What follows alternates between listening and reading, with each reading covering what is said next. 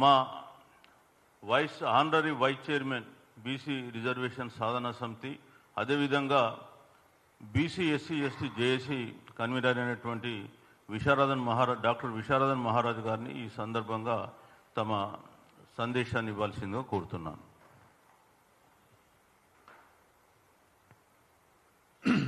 Media మిత్రులందరికీ నమస్తే. ఈరోజు రాష్ట్రంలో బడబాగ్నిలాగా రగిలిపోతున్న అతిపెద్ద సమస్య ఏదైనా ఉందంటే బీసీలకు సంబంధించిన 42% రిజర్వేషన్ల అంశం. ఈ అంశం న్యాయ ప్రక్రియలో ఆగిపోయింది. 42% రిజర్వేషన్ల యొక్క సాధన పార్లమెంటులో 9th షెడ్యూల్తో ముడిపడి ఆగిపోయింది. ఈ బాధ్యత ప్రధానంగా ముగ్గురు మీద ఉంది. నంబర్ 1, వాగ్దానం ఇచ్చినటువంటి రేవంత్ రెడ్డి మీద 42% రిజర్వేషన్ల ప్రక్రియని 9వ షెడ్యూల్లో పెట్టి పరిష్కరించాల్సిన బరువు బాధ్యతలు ఈ రాష్ట్ర ప్రభుత్వాధినేత రేవంత్ రెడ్డి మీదనే ఉందనేది ఇది జగమెరిన సత్యం. కానీ చిత్తశుద్ధిలో ఆచరణలో 100% విఫలమవుతున్నాడు. కాబట్టి ఆ రేవంత్ రెడ్డి అనే ముఖ్యమంత్రికి తెలంగాణ రాష్ట్రంలో 2.5-3 కోట్ల మంది బీసీలు నీ పట్ల, నీ పని పట్ల ఆగ్రహంతో ఉన్నారు, ఆక్రోశంగా ఉన్నారు. ఈ పనిని నువ్వు వెంటనే ఢిల్లీ పోయి అఖిలపక్ష సమావేశం పెట్టాలి, దాన్ని ఢిల్లీ తీసుకుపోవాలి. ఆ తర్వాత పార్లమెంటు శీతాకాల సమావేశాల్లోపే అందరినీ కన్విన్స్ చేసి ప్రధానమంత్రి మోడీ చేత అక్కడ ఉన్నటువంటి మీకున్నటువంటి ఇండియా కూటమి, మొన్న మీ ఓట్లను చూస్తే ఎంతో గొప్పగా వచ్చినాయి, 350 దాకా. అన్ని ఓట్లను తీసుకొని పోయి ప్రధానమంత్రి మోడీని ఒప్పించి ఈ 9th షెడ్యూల్ ప్రక్రియని పరిపూర్ణంగా విజయవంతం చేయాలి పార్లమెంటు శీతాకాల సమావేశాల్లోపు అని వారి మీద, రేవంత్ రెడ్డి మీద ఒత్తిడి తేవడానికి, బీసీ ప్రజల హృదయాల్లో ఉన్న ఆగ్రహాన్ని, ఆవేశాన్ని, కోపాన్ని ప్రకటించడానికి ఒక వేదిక కావాలి. ఆ ప్రకటించే వేదిక ప్రారంభమే కామారెడ్డిలో జరగబోయే ఈ నెల 15న 10,000 మంది విద్యావంతులు, ప్రతినిధులు, నాయకులు, వివిధ కుల సంఘాల, పౌర సమాజ, అనేక రకాల సంఘాల నాయకులే 10,000 మంది వస్తున్నారు. మరి అంత పెద్ద ఆక్రోశ సభని కామారెడ్డి నుండి జరప తలపెట్టాం. కామారెడ్డి తర్వాత 33 జిల్లాలలో పూర్తి చేసుకొని చివరిగా కొడంగల్లో ఆ సభని పెట్టాలని, ఇంత పెద్ద సభని, ఆక్రోశ సభని 15వ తారీఖు మధ్యాహ్నం 12 గంటలకు సత్య కన్వెన్షన్ సెంటర్, 10,000 మంది బట్టే కెపాసిటీ ఉన్న ఆ పెద్ద సెంటర్ని తీసుకోవడం జరిగింది. ఇక రెండవ విషయం ఏంటంటే, ఇక్కడ రేవంత్ రెడ్డి వాగ్దానం ఇచ్చిండు, ప్రక్రియ తూతూ మంత్రంగానైనా ప్రారంభించి కోర్టుల ముందు అబాసు పాలయ్యిండు, చిత్తశుద్ధిగా చేయలేదు. ద సేమ్ టైం నీకు మార్గం ఉంది, ఎట్లా చెయ్యాలో మార్గం ఉంది, దిశానిర్దేశం చేయడానికి సీనియర్, మరి దేశంలోనే మరి బీసీ కమిషన్కి చైర్మన్గా చేసినటువంటి జస్టిస్ ఈశ్వరయ్య గారు ఉన్నారు, సీనియర్ ఐఏఎస్ అధికారి చిరంజీవులు గారు, వాళ్ళు మార్గనిర్దేశం చేసి బిల్లును డ్రాఫ్ట్ చేసి ఇవ్వడం జరిగింది. ఆ మాట వినకుండా 9th షెడ్యూల్ ప్రక్రియని వేగవంతం చేయకుండా ఇంకా నిర్లక్ష్య వైఖరి చేస్తున్న దానికి నిరసన ప్రకటిస్తున్నాం. కోట్ల మంది ప్రజల యొక్క ఆక్రోశాన్ని ప్రకటిస్తున్నాం ఆ వేదిక మీద. రేపు ఇమీడియట్గా ఢిల్లీ పోయి శీతాకాల సమావేశాల్లో ప్రక్రియని వేగవంతం చేసి శీతాకాల సమావేశాల్లోనే దాన్ని పరిపూర్ణం చేయమంటున్నాం. ఎందుకంటే ప్రజలు పోయి ఢిల్లీ రోడ్ల మీద పోయి అరవడం వేరు, ఒక ముఖ్యమంత్రి పోయి ఢిల్లీ వేదిక మీద యుద్ధం చేయడం వేరు. ఎంత తేడా ఉంటుంది రెండింటికి? మేము 100 మంది కాకపోతే 500 మందిని పోతాం, పోలీసు వాళ్ళు కర్రలు తీసుకొని అటు ఇటు వెళ్ళగొడతారు, పంపిస్తారు.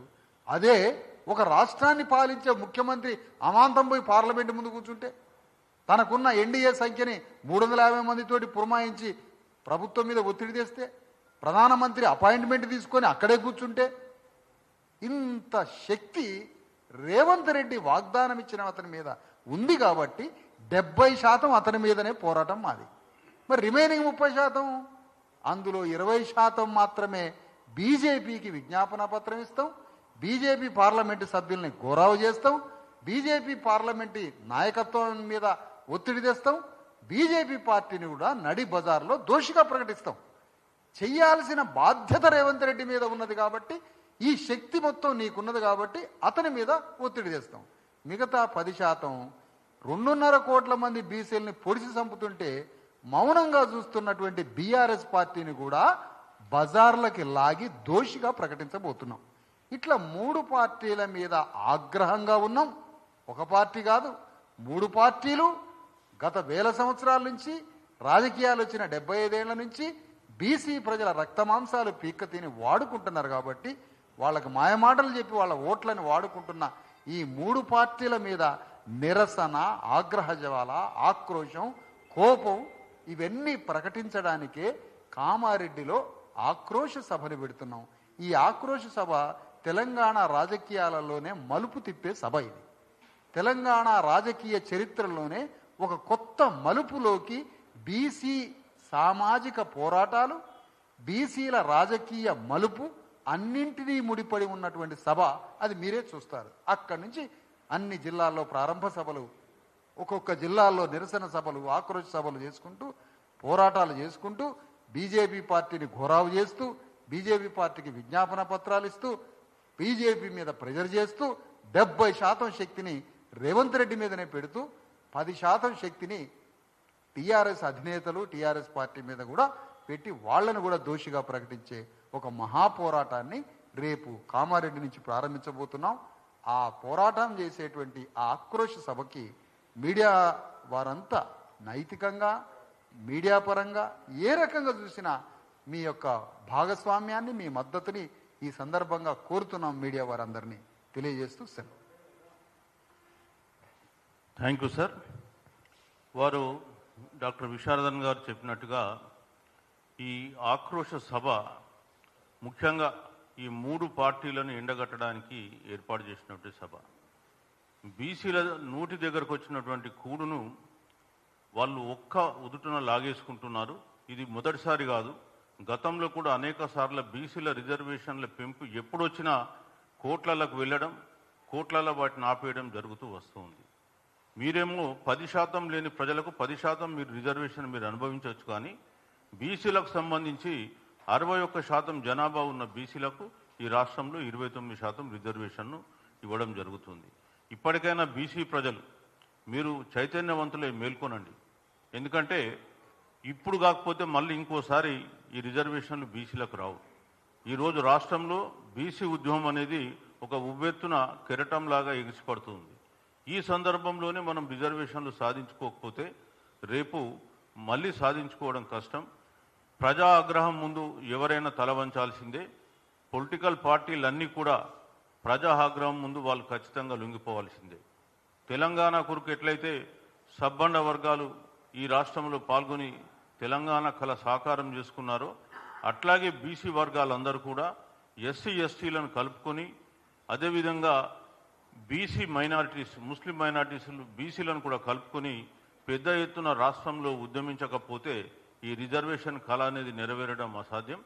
మీరు చైతన్యవంతులై రాజకీయ నాయకులను ప్రశ్నించినప్పుడే వాళ్ళు ఖచ్చితంగా పార్లమెంట్లో ఈ బిల్లు పెట్టి పాస్ చేయడానికి వీలవుతుంది. మరి ప్రజల్ని ఆ దిశలో చైతన్యవంతం చేయడానికే ఈరోజు మేము బీసీల ఆక్రోశ సభ పెట్టాం. ఆక్రోశం అంటే ఆవేదనతో కూడుకున్నటువంటి కోపం. సో మాకు ఒకవైపు ఆవేదన ఉంది, ఇంకోవైపు మా కోపాన్ని వ్యక్తపరుస్తున్నాం. కాబట్టి దీనికి ఆక్రోశ సభ అని పేరు పెట్టడం జరిగింది. ఖచ్చితంగా ఈ సభ గొప్పగా జరుగుతుంది. మరి ప్రజలు కూడా వాళ్ళే ముందుకొచ్చి ఇందులో పాల్గొంటున్నారు. కామారెడ్డి పట్టణంలో కూడా అన్ని కులాలను కలిపి, బీసీ కులాలు అన్నీ కలిపి, ఇంక్లూడింగ్ ముస్లిం మైనారిటీస్ను కలిపి మేము అక్కడ ఒక ఆర్గనైజేషన్ కమిటీ ఏర్పాటు చేసినాం. ఆ కమిటీ ఆధ్వర్యంలోనే ఈ సభ నిర్వహించబడుతుంది. మరి అందరూ కూడా ఈ సభలో పాల్గొని విజయవంతం చేయాలని చెప్పి కోరుకుంటూ, ముఖ్యంగా మా 42% బీసీ రిజర్వేషన్ సాధనా సమితి ఫౌండర్ మెంబర్, అదేవిధంగా హానరీ చైర్మన్ అయినటువంటి జస్టిస్ ఈశ్వరయ్య గారిని ఈ సందర్భంగా మాట్లాడాల్సిందిగా కోరుతున్నాను. నాతోటి సహోదరులు ఇండియన్ అడ్మినిస్ట్రేటివ్ సర్వీస్లో ఒక గొప్ప విధులు నిర్వహిస్తూ, అలానే సోరలు చిరంజీవులు గారు, అలానే SC ST joint action committee మన డాక్టర్ విశారదన్ మహారాజ్ గారు, వేదికను అలంకరించిన నా సహోదరులు, మీడియా మిత్రులకు అందరికీ నా యొక్క హృదయపూర్వక అభినందనలు. అందశ్రీ గారికి అంజలి ఘటించుతూ కామారెడ్డి పోరాట గడ్డలో 15 ఈ నవంబర్లో నిర్వహించే మహాసభకు సందర్భంగా మేము 3 రోజులు కామారెడ్డిలో ఉండి అక్కడ ఒక యాక్షన్ కమిటీని కూడా వేయించి అన్ని కుల సంఘాలతోని వాళ్ళని బాధ్యతలు ఇచ్చి మాకు ఈరోజు మీ అందరికీ తెలుసు 42% బీసీ రిజర్వేషన్ల సాధనా సమితి ఎంత చిత్తశుద్ధితో పనిచేస్తూ ఉంది. మనసా వాచ కర్మన తనం మనం ధనం కూడా ఒక పవిత్రమైన యజ్ఞంలాగా భావించి మేము ముందుకెళ్తా ఉన్నాము. దానికి కూడా ఇప్పుడు మనకు రాజ్యాంగంలో ఎవరైనా న్యాయబద్ధంగా ధర్మబద్ధంగా సామాజిక సంఘర్షణ చేయొచ్చు, సామాజిక స్పృహ తెప్పించవచ్చు, సామాజిక విజ్ఞానాన్ని మా బడుగు బలహీన వర్గాలకు ఇవ్వచ్చును. ఎంతోమంది ఇంట్లో కూర్చొని ఎవరో ఒకటి క్రిటిసైజ్ చేస్తాడు. బీసీలంటే బహుశా వాళ్లకు అర్థం తెలియదు. సుప్రీంకోర్టు 9 మంది ఇచ్చిన జడ్జిమెంట్ ప్రకారము ఆర్టికల్ 16(4) ప్రకారము బీసీ అనే వర్డ్ ఒక్కటే మాత్రమే ఉంటుంది. అందులో ఎస్సీలు ఎస్టీలు బీసీలని ఉండదు. సుప్రీంకోర్టు నిర్వర్తించింది బీసీలు అంటే untouchables, adivasis and socially educational backward classes. Socially educational backward classes అంటే అదర్ బ్యాక్వర్డ్ క్లాసెస్. అందుకనే all India backward class federation 2018లో నేను నేషనల్ కమిషన్ బ్యాక్వర్డ్ క్లాసెస్ చైర్మన్గా మనకు పదవి విరమణ చేసిన తర్వాత అందులో నిర్వచనం చేసినాము. బీసీలంటే ఏదైతే సెంట్రల్ గవర్నమెంట్ గజెట్ నోటిఫికేషన్లు ఇచ్చినారో షెడ్యూల్ కులాలు, షెడ్యూల్ తెగలు, అదర్ బ్యాక్వర్డ్ క్లాసెస్ అంటే ముస్లిం బ్యాక్వర్డ్స్ ఉన్నారు, సిక్స్ బ్యాక్వర్డ్స్ ఉన్నారు, బుద్ధిస్ట్ బ్యాక్వర్డ్స్ ఉన్నారు, దాదాపు ఇతర ఏదైతే మతాల వాళ్ళు ఉన్నారో సగం మంది బీసీ జాబితాలు ఉన్నారు.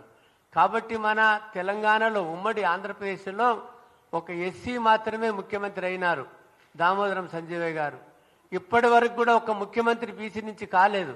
అందుకనే మా విశారదన్ మహారాజ్ గారు ఆయన డిఎస్పి ధర్మ సమాజ్ పార్టీ పెట్టినా కూడా బీసీని ముఖ్యమంత్రి చేయాలని షెడ్యూల్ కులాలకు చెందినటువంటి ఒక మహారథి ముందుకు రావడము, ఆయనతో మేము పనిచేయడము, కొంతమంది గిట్టని అంటే ఒక మూర్ఖత్వం ఉన్న కొంతమంది క్రిటిసైజ్ చేయడము ఇది హాస్యాస్పదం.